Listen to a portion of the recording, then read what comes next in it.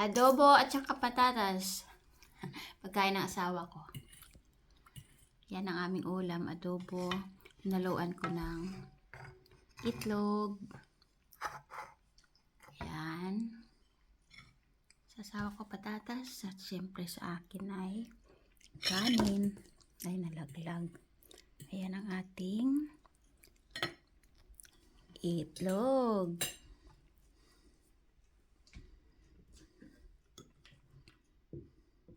Sarap mga kaibigan. Ayan o. Halo natin sa ating adobo ay itlog. Masarap.